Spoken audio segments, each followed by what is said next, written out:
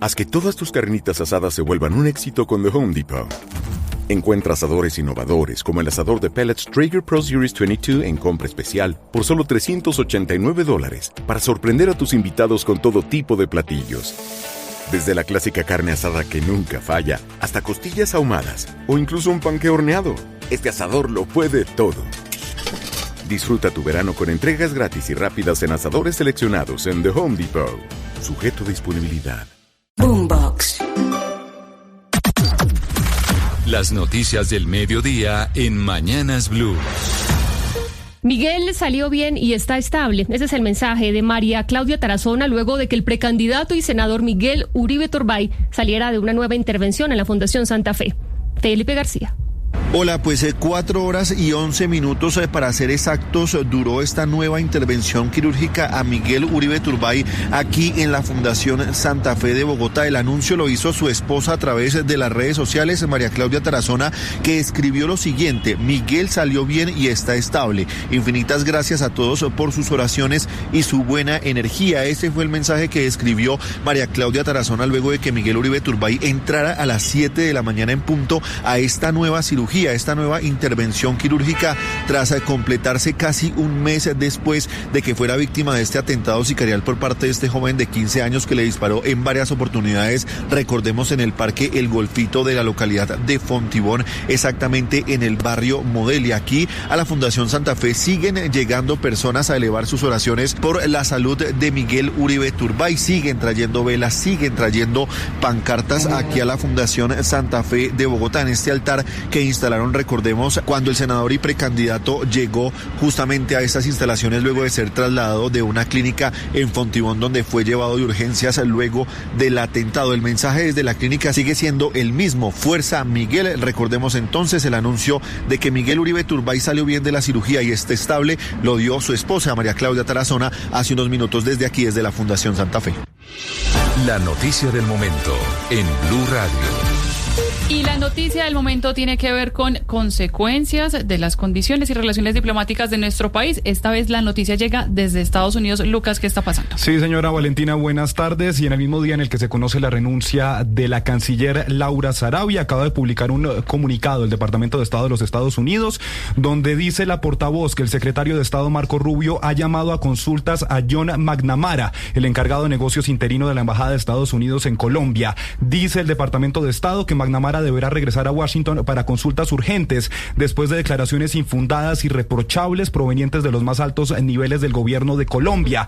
Además de la llamada a consultas del encargado de negocios, dice el comunicado, y esto es importante, Valentina, que Estados Unidos está adoptando otras medidas para dejar claro su profunda preocupación por el estado actual de la relación bilateral. Termina el comunicado diciendo que pese a las diferencias políticas con el actual gobierno, Colombia sigue siendo un socio estratégico fundamental y que el gobierno de Donald Trump reafirma su compromiso con una estrecha cooperación en diversas prioridades comunes, incluida la seguridad y estabilidad regional. Termina el comunicado diciendo que siguen trabajando en iniciativas que mejoren la vida tanto de estadounidenses como de colombianos. Esto entonces, Valentina, en un nuevo capítulo después de esa crisis que tuvimos un domingo 26 de enero, cuando el presidente Gustavo Petro, a través de un trino, decidió no autorizar el aterrizaje de 2 aviones que provenían de Estados Unidos con ciudadanos colombianos que habían sido deportados de los Estados Unidos.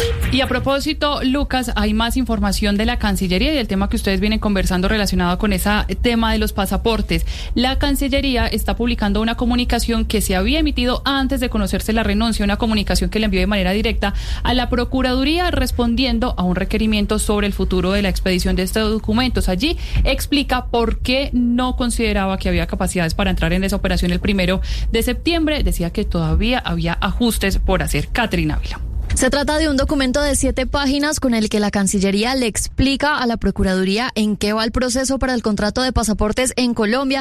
Esta carta, dirigida al procurador delegado Marcio Malagoza y firmada por la Secretaría General del Ministerio de Relaciones Exteriores, advierte que el modelo de pasaportes que pretende aplicar el Gobierno Nacional el próximo 1 de septiembre, en el que la imprenta asume la elaboración de estos documentos en alianza con el Gobierno de Portugal, está bajo revisión en aspectos técnicos como la calidad, la seguridad y continuidad de los altos estándares de las libretas de pasaporte, la importación de la maquinaria e insumos requeridos, los aspectos logísticos tales como el transporte de las libretas desde la producción a las sedes de entrega final al usuario o en las distintas entidades territoriales y el fortalecimiento de la imprenta nacional de Colombia. También la Cancillería reconoce que hubo muchos cambios en el cronograma por factores externos relacionados con permisos de Portugal, pero también internos relacionados con la capacidad de la entidad. Por último, señalan que los tiempos de aplicación no son suficientes. En el documento se lee, abro comillas, como último motivo que afecta al cronograma son los tiempos que requiere la imprenta y la Casa de la Moneda para dar inicio a la operación que, de acuerdo con información suministrada por esta entidad, podrían alcanzar hasta 35 semanas una vez se firme el convenio interadministrativo, lo cual haría inviable iniciar operaciones el 1 de septiembre de 2025. Por estas diferencias, la canciller Laura Sarabia renunció al gobierno.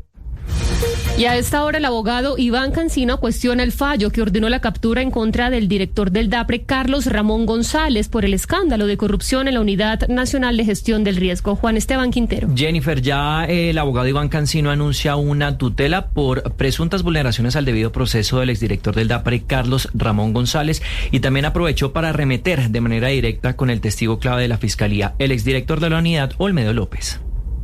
Después de 3.100. Esa orden la puede dar en un pasillo, en 30 segundos. A esa orden después se le da seguimiento. ¿Dónde está el seguimiento? Entonces se citan chats. Quiero ver, honorable magistrado, enróstrenme, derrótenme con evidencia. ¿Dónde hay un chat de Carlos Ramón con Sandra? ¿Dónde hay un chat de Carlos Ramón con Iván Nami? ¿Dónde hay un chat de Carlos Ramón con Andrés Calle? ¿Dónde hay un chat de Carlos Ramón con el Pastuso? A esta hora continúa la audiencia, está interviniendo la representación de víctimas, posteriormente lo va a hacer la Procuraduría y culminaría esta audiencia. Cabe recordar que ya se prevé que va a haber una segunda instancia, una revisión para ver si sí procede esa medida de aseguramiento, pero de momento ya se emitió una orden de captura. Pues estaremos muy pendientes entonces del desarrollo de esta audiencia. Gracias, Juan Esteban. Y en noticias económicas, la reconocida empresa de confecciones Everfit no puede más con su compleja situación financiera y por eso está pidiendo iniciar un proceso de liquidación. Marcela Peña. La reconocida marca de confecciones no da más y acaba de pedir su liquidación ante la Superintendencia de Sociedades. Everfit ha pedido la admisión en el marco del régimen de insolvencia de la Ley 116 de 2006, según informó la Superintendencia de Sociedades en un comunicado. La compañía tiene activos totales por 37.777 millones de pesos y pasivos por 31.416 millones de pesos. Sin embargo, desde la Superintendencia de Sociedades dicen que están dispuestos a dar la pelea por salvar a la compañía y que existen alternativas legales como la reorganización al interior de un proceso de liquidación. Sin embargo, hay que recordar que este tipo de prácticas deben contar con la aprobación de los acreedores, es decir, todas las personas a las que Everfit les debe dinero, personas, empresas y por supuesto bancos. Ya tenemos un antecedente, por ejemplo, en Almacenes La 14 llegó un inversionista en medio del proceso de liquidación, lo que permitió salvar a la compañía y a los empleos que generaba. Y la Superintendencia de Salud defendió sus procesos de intervención a las EPS, asegurando que durante estas medidas ha aumentado en un 25% el pago de las deudas a diferentes sectores. Esto llega luego del reclamo de la EPS Sanitas por la compleja situación financiera de esta entidad. Jessica Gutiérrez. La Superintendencia Nacional de Salud ha informado que los pagos realizados a la red pública por parte de las 9 EPS intervenidas han experimentado un incremento significativo entre enero y mayo del 2024 y el mismo periodo de este año 2025. Y es que en el periodo de enero a mayo del 2024 las EPS intervenidas pagaron 4.498.362 millones de pesos a la red pública.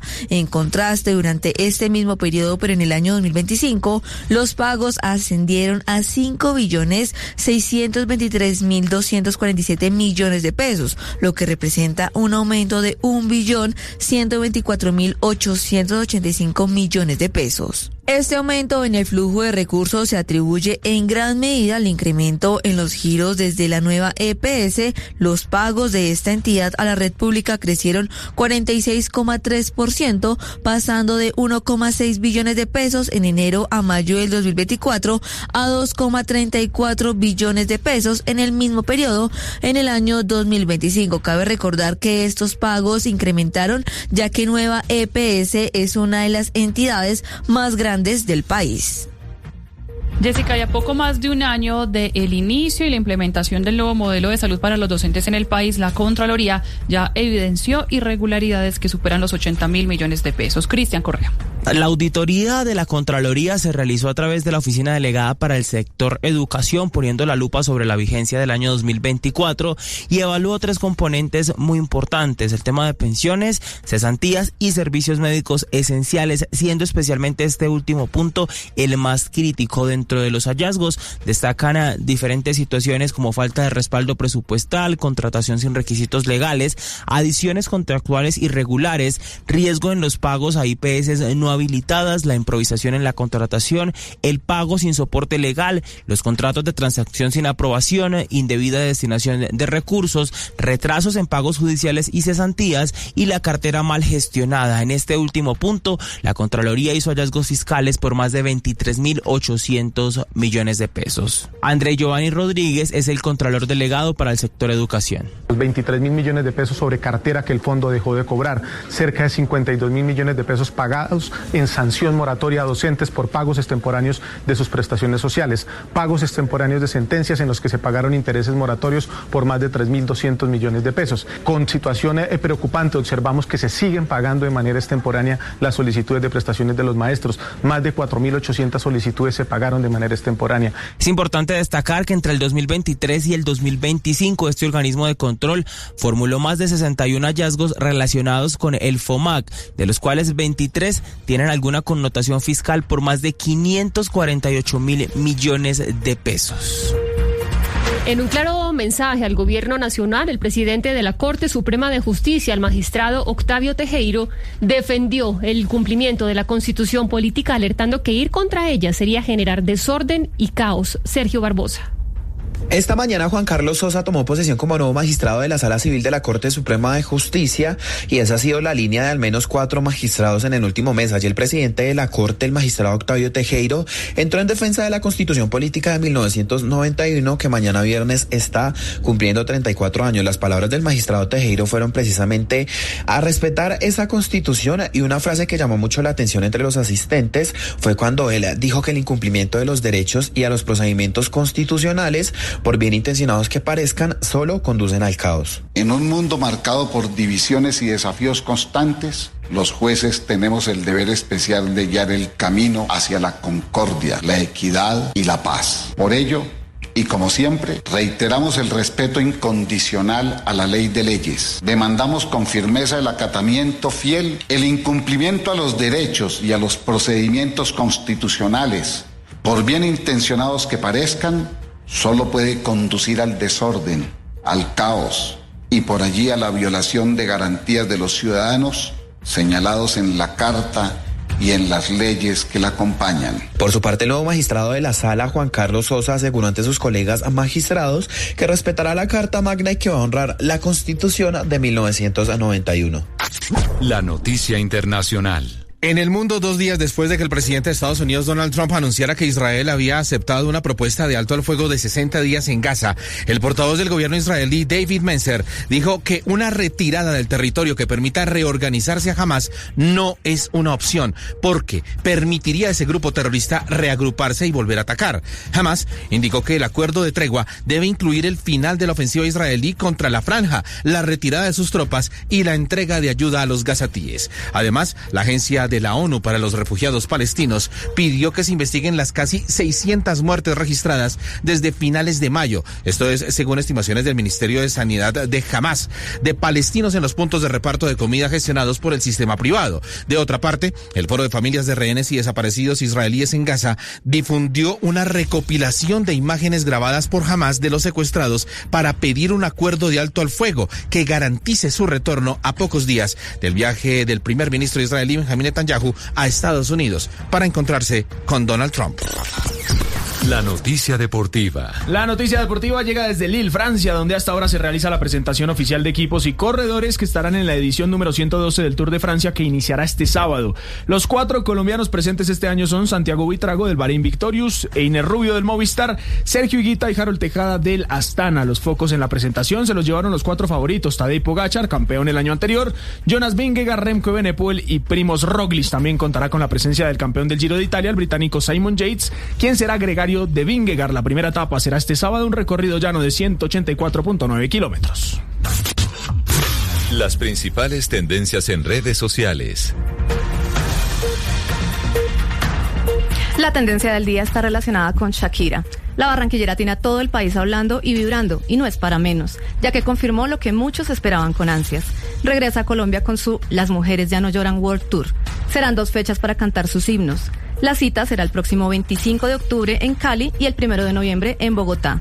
Antes de que el artista lleve su show a Europa y a Asia, quiere reencontrarse con su gente, como ella misma lo confirmó, afirmando, abro comillas, estoy aquí, Latinoamérica, antes de Europa y Asia. Es una alegría volver a casa. Esta y más noticias en blurradio.com.